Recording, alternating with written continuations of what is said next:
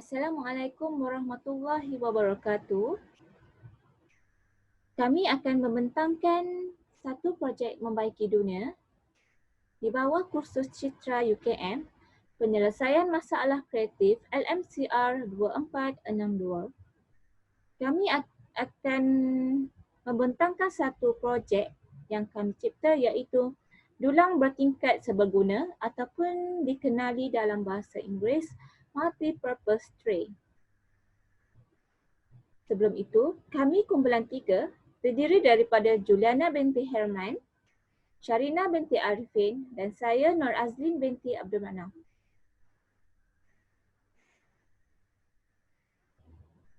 Pertama sekali ialah bahan-bahan yang akan digunakan untuk membuat dulang bertingkat seberguna ini ialah botol air mineral 500 ml. Kami menggunakan 8 biji botol air. Seterusnya ialah botol air yang berukuran 1.5 liter.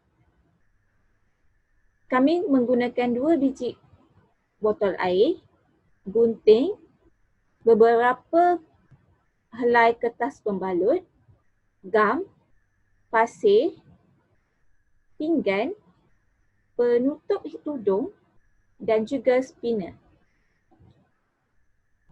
Antara langkah-langkah untuk membuat dulang bertingkat seberguna ini ialah yang pertama, kita perlu memotong setiap botol air pada bahagian tengah.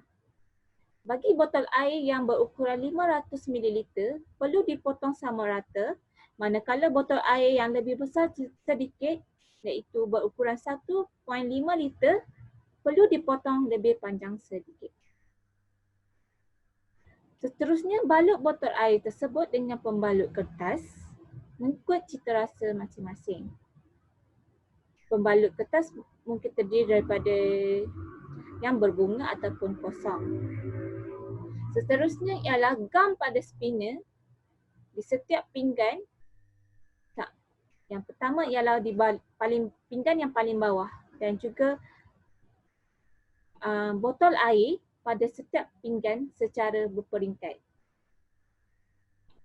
Seterusnya ialah setiap aras tersebut perlu diletakkan 4 biji botol air 500 ml dan juga 1 biji botol air yang berukuran 1.5 liter di tengah-tengahnya. Seterusnya, gunakan penutup tudung untuk menutup botol tersebut, namun jika tiada, tidak perlu. Akhir sekali ialah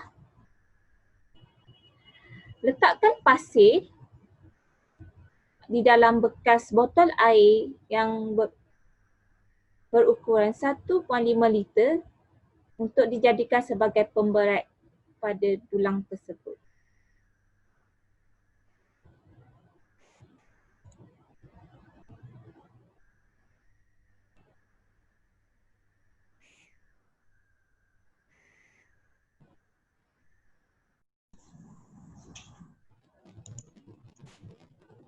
Assalamualaikum kepada yang dihormati Encik Mohsin dan rakan-rakan pembentang yang lain. Nama saya Sharina binti Arifin. Saya akan menyambung pembentangan rakan saya tadi mengenai projek membaca dulang tingkat seberguna ini seperti sukar meletak barang yang sempit dan barang mudah hilang. Itulah penyataan masalah berkaitan dengan yang timbul di sekitar kita.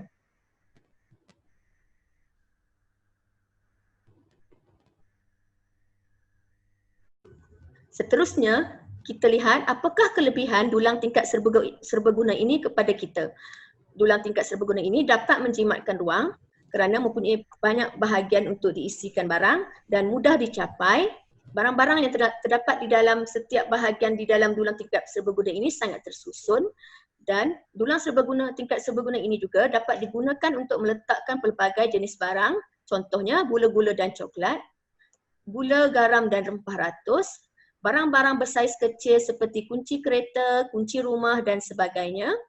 Dan barang-barang yang terdapat di dalam dulang tingkat serbaguna ini juga mudah diambil dan dapat dipusingkan 360 darjah. Bermaksud dulang ini dapat dipusingkan dan untuk menghasilkan dulang tingkat serbaguna ini juga tidak memerlukan kos yang tinggi. Ia sangat murah. Sekian, terima kasih. Baiklah, bismillahirrahmanirrahim. Assalamualaikum warahmatullahi wabarakatuh. Baiklah, saya akan teruskan persembahan untuk projek membaiki dunia bagi kumpulan saya ini dengan kita akan teruskan dengan kos peruntukannya lah. Okay, kos peruntukannya ianya boleh jadi lagi rendah apabila kita mendapatkan bahan-bahan ini daripada bahan-bahan yang kita tak pakai, tak guna ataupun orang lain tak pakai, kita boleh dapat.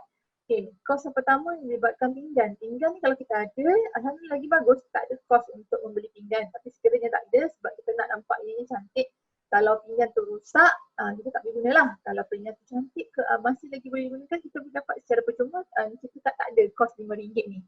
Okay, seterusnya botol air 500 ml yang kecil sikit dan botol air 1.5 liter besar sikit yang untuk kaki bahagian bawahnya. Pasir supaya kita nak masukkan dalam botol air tu supaya dia stable. Dan kemudian gunting, itu ni adalah anggaran kos sahaja. Sekiranya benda ni semua dah ada, jadi memang jimat kos lah. Seterusnya pembalut, gam, spinner kena beli. Kalau sebab spinner susah lah kalau kita dapat yang terbuang. Kalau dah ada tu memang bertuah lah. Spinner ni fungsi dia untuk membuatkan kita punya multi-purpose tray ni dia berpusing. Terusnya penutup tudung yang boleh selamat lah. Terusnya dia punya kos lebih kurang anggaran kos adalah RM33.60. Kita lihat pula dia punya ini adalah sketch awal untuk multi-purpose tray ni di mana dia ada dua tingkat. Tingkat yang untuk yang first file setelah pinggan yang pinggan yang pertama yang bahagian bawah tu lebih besar sikit berbanding dengan pinggan yang bahagian atas. Okay, di mana bawah sekali ni kita ada letak spinner yang berfungsi untuk memusingkan tray ni lah. Dan kemudian tiang ketinggian tiang lebih kurang dalam 3 cm dan ada kita masukkan pasir dekat dalam dia. Keluasan dia punya diameter daripada tiang kepada lebar pinggan tu lebih kurang 16 cm. Seterusnya dia punya pinggan bahagian atas, dia punya lebar kecil sikit lah compare dengan yang bahagian bawah 13 cm. So atas adalah pinggan yang lebih kecil ataupun second source yang lebih kecil daripada yang bahagian bawah. Ketinggian lebih kurang multi-purpose tray ni lebih kurang 12 cm. Ini adalah gambaran yang kita boleh lihat. Maksudnya penggunaan, kita boleh letak bahan-bahan rempah ratus letak di dapur yang mudah kita pusing. Kalau kita nak letak susun dekat dapur mungkin dia banyak makan ruang, tapi bila ada multi-purpose tray ni akan menjimatkan ruang, akan nampak lebih kemas, tak adalah susah kita nak letak sebabnya kita senang pun nak ambil bila dia berpusing. Jadi tak adalah kita nak kena gapai jauh-jauh kan. Ini adalah gambar prototype yang telah kami hasilkan untuk dalam projek membaiki dunia ini. Baik, itu sajalah dari kepada kumpulan kami. Sekian, terima kasih.